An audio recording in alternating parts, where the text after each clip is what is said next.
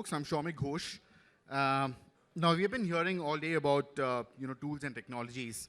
Now, you can buy all the bells and whistles, tools and technologies, the latest Gen AI or LLM models, but that does not guarantee you business success or true transformation. That can actually be achieved through people power only. And today, we are going to be talking to a company that firmly believes in the concept of tech that connects and capitalizes on people power. Joining me today, we've got Neil Mehta, President, BCE Global Tech, and Priyanka Aparajita, VP HR and Brand Communications, BCE Global Tech. So without further ado, let's get right into the questions. And I'll start with you, Neil. Now, Neil, what does the term GCC Soul mean to BCE Global Tech? And is there a kind of a secret sauce, or is there a key to creating this high performance environment within a company? How do you do it at BCE? Sure. So let me first talk a little bit about our company. So we're a brand new GCC. We just opened up an office in Bangalore about 6 months ago, and we're now starting our operations in Hyderabad. So we're pretty much in our infancy, and we have big plans to grow. So in terms of our soul, I would say that that thought begins with putting the people first. It's all about the employee. And it may sound cliche, like people first, but what does that mean, right? There are some secret ingredients to that recipe, and I believe the two ingredients are trust and empowerment. So how do you build trust? From the very get-go, we've been very intentional about creating a very psychologically safe space where we're not just focusing on what's working. The employees that we've hired are encouraged to discuss what's not working, what are their concerns. And when you create that psychological safety, automatically there is a draw to the empowerment sort of thought. So we create a lot of freedom to the employee to do things that their voice matters and how they're contributing to the overall evolution of the company. So as leaders, we are, leadership is not something that is restricted to only the executives. There is leadership in all of the employees. They all have some special talent, that special skill that they can bring to the work. So we encourage them to bring that special talent, and we've created a culture of learn, share, and care, and teach. So that I believe is our secret sauce. Yeah, and if I may add to what Neil just said, so people first is really what we believe in, and that's how all our, the organization is structured towards. And that's where we give opportunities to employees to continuously grow and continuously learn and continuously teach and share further and create, replicas of themselves or better versions of themselves. Thanks for that, Priyanka. My next question is also going to be addressed to you. Now, Priyanka, I mean, the next one applies to the kind of people that you're hiring. Now, your average IT worker may or may not do so well in a GCC. What you need is a high-performance person who can innovate, who is willing to push boundaries on trying new things. So, when you're looking at today's workforce, and Gen Z is an incredibly difficult bunch of people to impress, what are the kinds of motivating factors that would attract them towards GCCs? How does BCE approach the problem? I would call it an opportunity. The young talent today is driven by purpose, and that's what we firmly believe in. Driven by purpose, driven by enriching experiences and engagement. So we as an organization, we provide this employee value proposition, which is a better future powered by you. So we have actually given the power to the employees that you create, and it's based on the 3 pillars that our organization believes in. First being, giving opportunities to people, and then giving them the opportunity to grow and learn. And then, of course, inclusivity. It's one of the very important pillars that we have. where it's not just of diversity or equity, it's also inclusiveness. And the third pillar that we have really focused on is the opportunity to make an impact. We offer people the real-time projects where they are actually able to make an impact, and then they see the impact that they're making. And that's what I think drives this young talent today, to be able to influence and impact, where they can actually see what they are doing. So that's something that we provide to our employees. And I don't know, Neil, if you'd like to add to that. Today is the age of social media, so the younger generation uses WhatsApp, and information instantly flows across, and they are aware of their opportunities, the risks, and so we embrace that, and we are, we invite them to express themselves with the kind of culture. And culture is not just created by having free lunches and ping pong tables. It's about making sure that their voice matters, and then they feel that the work they're doing is linked to the strong vision that you've created for the company. Right. Neil, my next question again goes out to you. Now, you have a lot of GCCs that are in contention for attracting the Gen Z workforce, attracting the best talent, and not just attracting them, getting to retain them, right? And that essentially transforms to how you can make your organization a cool place to work. You're competing with a lot of GCCs out there. Now, this may sound a little touchy, but don't you think BCE is a little late to step into the game at this point in time? How are you going to compete with the other GCCs out there to attract the best talent? Yeah, in fact, I see it the other way around. So coming late actually is an advantage, because we've seen the kinds of mistakes that were done, and we kind of learn from that and not repeat those mistakes. So that's a great insight to have. And in terms of the whole evolution, there are still more GCCs coming and more to come in the future. And the India, I would say, situation is that supply of talent is almost infinite.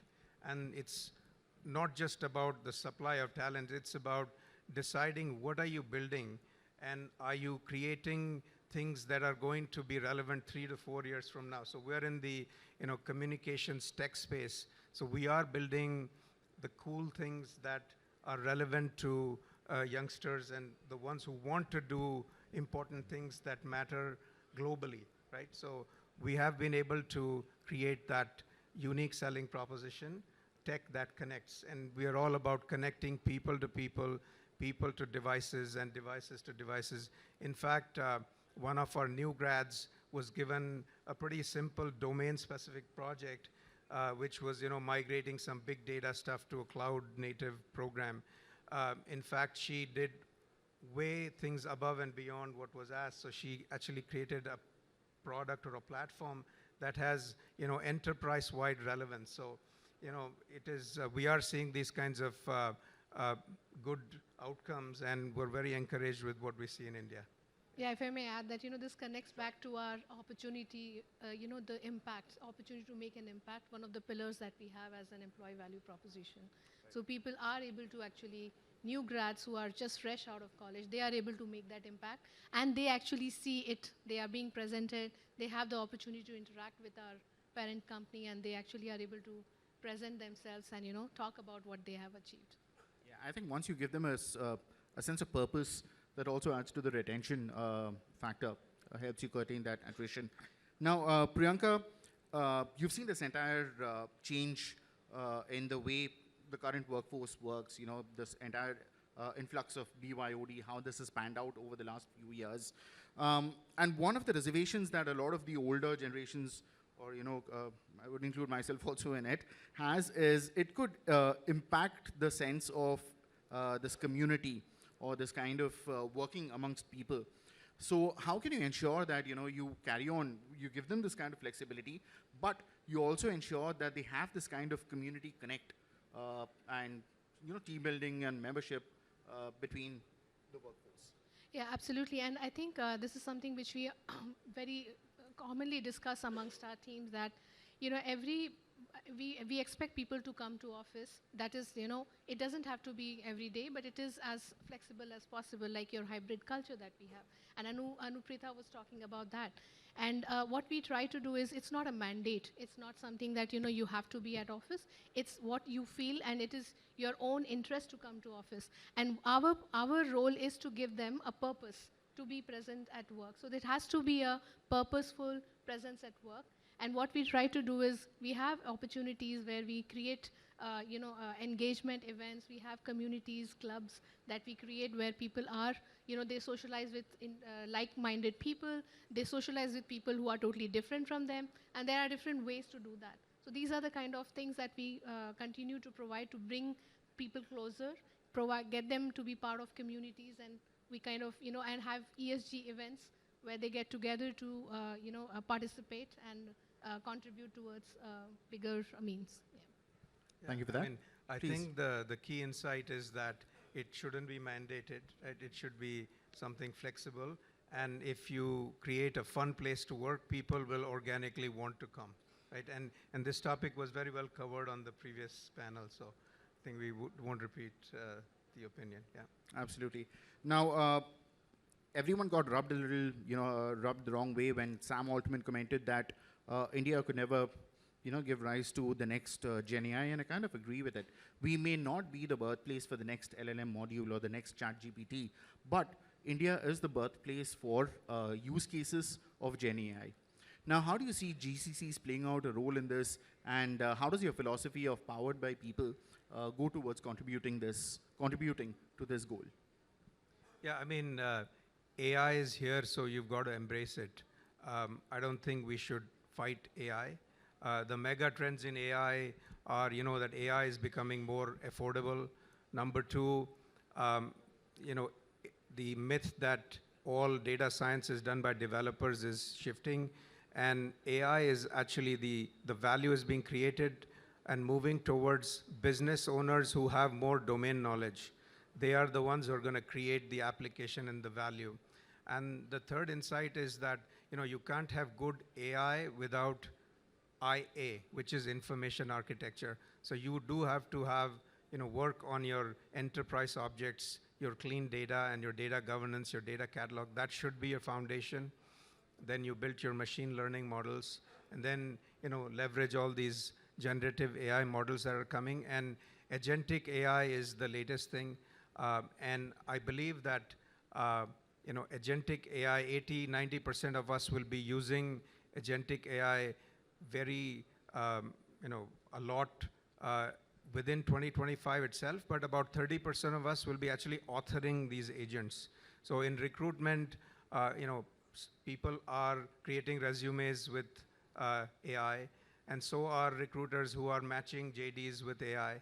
So it's not about the technology. It's about how you can interface humans to be in the loop, and humans actually augmenting their productivity, leveraging AI to make it more personalized and more effective. That's what the whole AI thing is all about. Thank you for that. All right, now in the interest of time, let's get quick takeaways from you, and Priyanka, I'm going to be starting with you.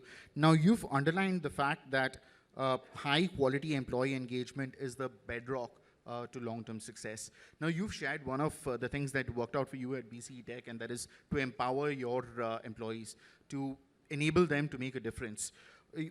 What other takeaway would you want to share with our audience out here? How do you build a long-term sustainable engagement strategy? I think sustainable is the word. That's what we always, because instant gratification doesn't sustain for that long. What we would think is employee well-being, mentally, health-wise, is very, very critical. So what we try to do is that is a real focus that our organization has. We have programs that support employees that ways. And also we have really high importance on the work-life balance / work-life integration. There was in the previous panel discussion around, how do we manage work, how do we separate work and life, and also there could be, so that's one way of doing it, where you create the balance by, saying no at the right time, but also work-life integration, where you are able to, continue with work while you're also managing your personal life. And there are mothers, like who have to pick the child from the creche, and then they can go back and finish the work. So these are the kind of employee wellness support that we provide to our employees to ensure that they are able to, sustain, and you're able to take the, demands of the work that they are required to deliver. Okay. Neil, 2 cents from you as well. And I'm guessing the 90-hour work week is not one of them. Sure. I would say that, the philosophy of Ratan Tata is very close to me. It resonates with me. So, look after your people, not because it's going to draw them to be more loyal. It's the right thing to do. And I would say that build very strong human connections. You don't need to have giant initiatives. Introduce that in your day-to-day touch points.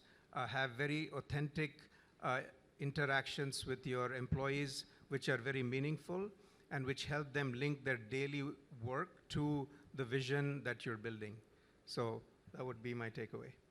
All right, thank you for that. Well, that was nice, short and crisp. Let's hear a round of applause for Neil and Priyanka, friends. Thank you.